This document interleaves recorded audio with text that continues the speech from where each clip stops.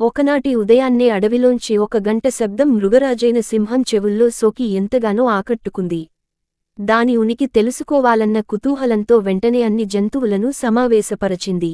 ఈరోజు ఉదయాన్నే ఒక గంట శబ్దం నా చెవిన పడి నన్ను ముగ్ధుడిని చేసింది.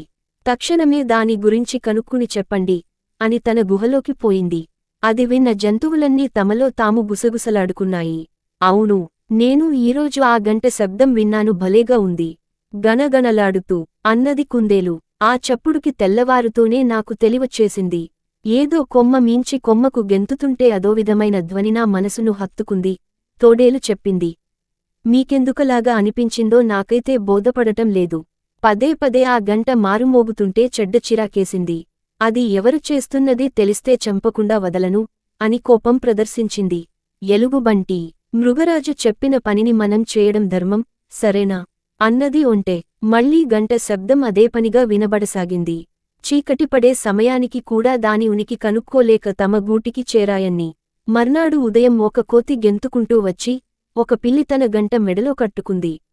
అది కదిలినప్పుడల్లా మారుమోగి అడవి అంతా వ్యాపిస్తోంది.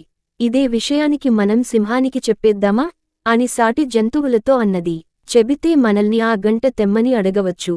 దానికి సిద్ధపడితేనే మనం చెప్పాలి, లేకపోతే అంతా ఆలోచించాక చెవిన వేద్దాం అన్నది ఏనుగు. అదే సమయంలో గుహలోంచి సింహం గర్జిస్తూ బయటకొచ్చి, మీరంతా గంట సంగతి ఏం చేశారో చెప్పారు కాదు. ఈ ఉదయం కూడా అది నాకు వినబడి మరింత ఆకట్టుకుంది. చెప్పండి అని హుంకరించింది. మరి అది ఒక పిల్లి మెడలో ఉండటం ఈ కోతి కళ్ళబడింది అని చెప్పేసింది. కుందేలు, ఒక పిల్లి మెడలో గంట? అది దాని మెడలోకి ఎలా వచ్చింది? ఎవరు కట్టారు? ఒక పిల్లి అంత ధైర్యంగా గంట కట్టుకుని అడవంతా తిరగటమేమిటి? ఈ రోజు ఎలాగైనా ఆ గంటను తెచ్చినా మెడకు కట్టండి, లేకుంటే ఏం చేస్తానో నాకే తెలీదు అని గర్జించింది సింహం. వెంటనే జంతువులన్నీ అడవిలో గాలించడం మొదలెట్టాయి. అదే సమయంలో ఒక లేడి చెంగుచెంగున గెంతుకుంటూ వచ్చి పిల్లి మెడలో గంట కట్టింది ఎలుకలని తెలిసింది. అవి ఎందుకలా కట్టాయో వాటికి కబురు పెట్టి అడగండి అని చెప్పింది. ఎలుకలకు కబురు వెళ్ళింది. ఎలుకల నాయకుడు జంతువుల ముందు హాజరై, మా ఎలుకలకు ప్రాణహాని కలిగిస్తున్న ఒక పిల్లి నుండి రక్షించుకోడానికి మెడలో గంట కడితే ఆ చప్పుడుకి దాని ఉనికి తెలుస్తుందని, అప్పుడు మేమంతా జారుకోవచ్చని ఉపాయం ఆలోచించాం అన్నది. మరి మీరు చేసిన పనికి మేమంతా ఇప్పుడు ఇరుక్కున్నాం. ఆ శబ్దం మృగరాజుకు తెగ నచ్చేసింది. అందువలన మీరు ఆ గంటను దాని మెడలోంచి తీసి మాకివ్వాలి. మేము దాన్ని సింహం మెడలో కట్టాలి. ఆ పని మీరు త్వరగా చేయాలి అని ఎలుగుబంటి హుకుం జారీ చేసింది.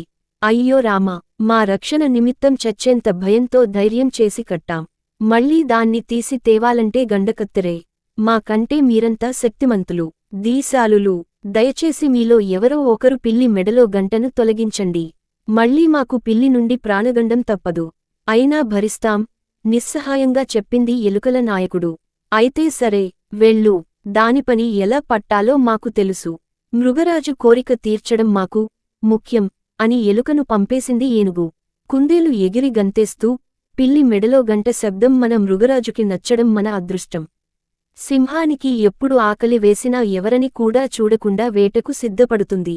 అలాంటప్పుడు మెడలో గంట ఉంటే ఆ చప్పుడు మనందరికీ వినిపించి తప్పించుకోడానికి అవకాశం వస్తుంది.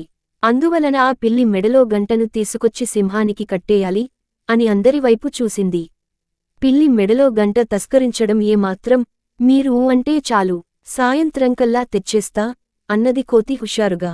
జంతువులు కొట్టాక కోతి అడవిలోకి పోయి గంట చప్పుడైన దిశగా పయనించింది. కోతి రాకను గమనించిన పిల్లి చెట్లన్నిటిపైనా తిరిగి తప్పించుకో చూసింది.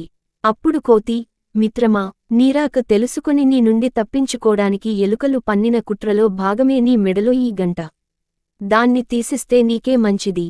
నువ్వు సడి చప్పుడు లేకుండా వెళ్ళి ఎలుకల పనిపట్టిని ఆకలి తీర్చుకోవచ్చును అన్న మాటలకి సంతోషపడి ఒప్పుకుంది. దాని మెడలోని గంటను విప్పి ఇడియోగ్రాఫిక్ పీరియడ్ 5 పట్టుకెళ్లి జంతువులందరి ముందు ఎలుగుబంటి చేతిలో పెట్టింది కోతి. ఇక చూడండి, మన మృగరాజు తన పడే గోతిలో తానే పడే సమయం వచ్చింది అని తోడేలు అంటున్నంతలోనే గుహ లోపలున్న సింహం దగ్గరికి వెళ్లి గంట దొరికిందని చెప్పింది. కుందేలు, ఆహా, ఎంత అదృష్టం! నేను కోరుకున్న గంటను ఇక నామెడలో అలంకరించండి. ఆండల్ శబ్దంతో అడవంతా మారుమోగిపోవాలి అన్నది. బయటకొచ్చిన సింహం, ఎలుగుబంటి తన దగ్గర ఉన్న గంటను ఏనుగుకు ఇవ్వగా అది మృగరాజు మెడలో వేసింది. గంటను పదేపదే చూసుకుని మెడను తిప్పుతూ గంట శబ్దానికి తెగ ముచ్చట పడిపోతూ అడవిలోకి పరుగు తీసింది మృగరాజు. దాన్పించి వైఖరికి జంతువులన్నీ గంట చప్పుడుకి రూర మురిసిపోతోంది కాని అది తనకే గండమన్న సంగతి తెలుసుకోలేకపోయింది పాపం. అంటూ నవ్వుకున్నాయి. సింహం కోరిక తమ పాలిట వరం అనుకుంటూ తమ దారిన తాము